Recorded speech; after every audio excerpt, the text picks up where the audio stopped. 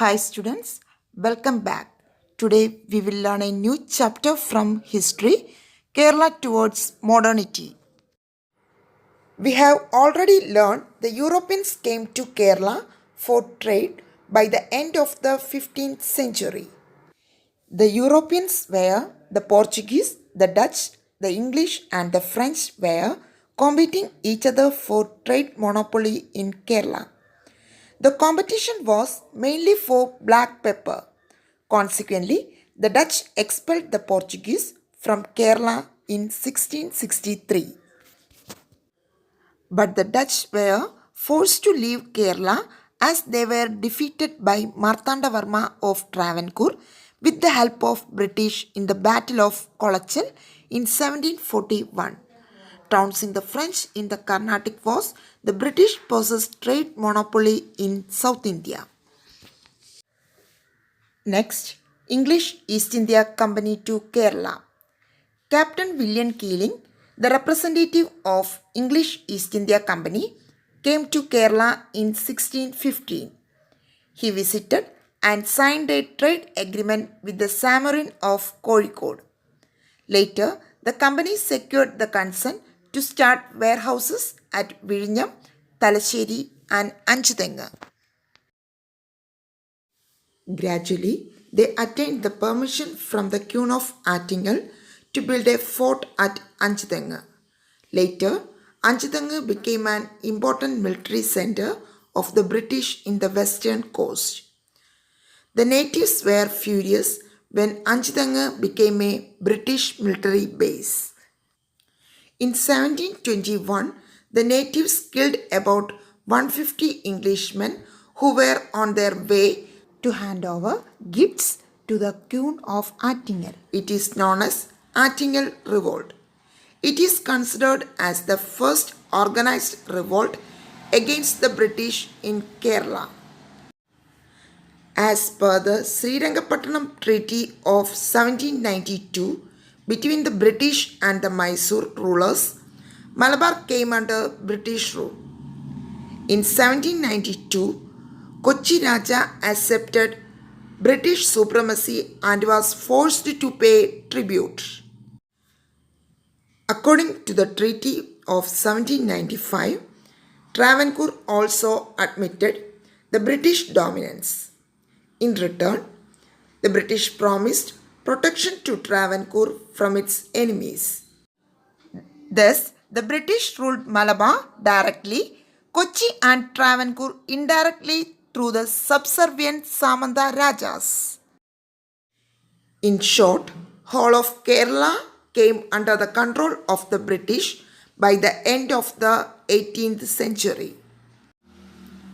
Next, early resistance against the British. After attaining political dominance, the British started to interfere in the powers of kings and landlords. The interference in the freedom and privileges that they enjoyed for centuries invited antagonism from the kings and landlords. There were lot of resistance against the British across Malabar, Kochi and Travancore. Next, Pazhashi Revolt. Keralavarma Pazhashiraja of Kottayam royal family led the resistance against the British in Malabar.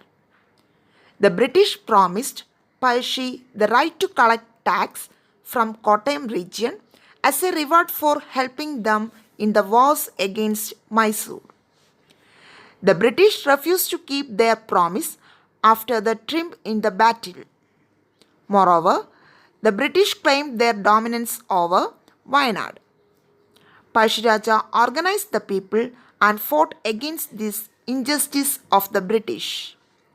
He unleashed guerrilla war against the British with the help of Chemban Poker, Kaiteri Ambu Nair, Idachena Kungan Nair and Talakal Chandu, the leader of the Kurichiyas in Wayanad.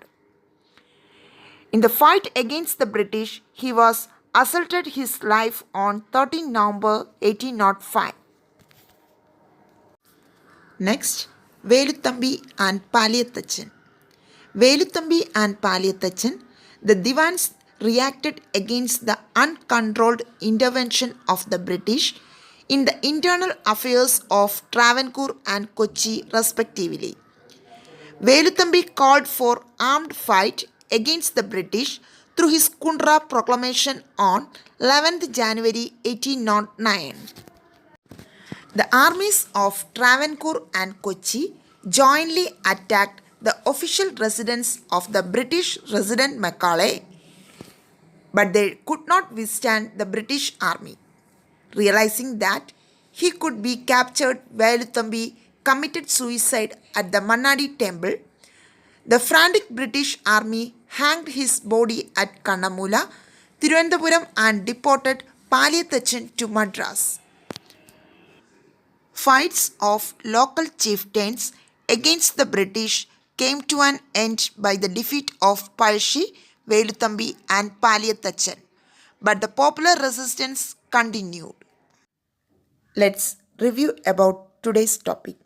First one, Kundra Proclamation. The proclamation issued by Veluthambi, the Divan of Travancore on 11th January 1809, appealing the people to fight against the British taking up arms. The proclamation was able to infuse anti-British feelings and patriotism and loyalty among the people. Next, Battle of Kolachal. The Battle of Kolachal was fought between the Dutch and the Martandavarma of Travancore in 1741. The Dutch were defeated.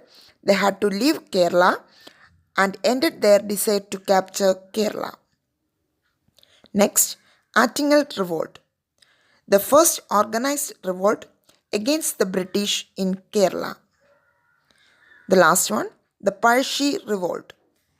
The revolt, organized by Keralavarma Palshiraja of Kottayam royal family against the British. Hope all of you understood today's topic. Thank you.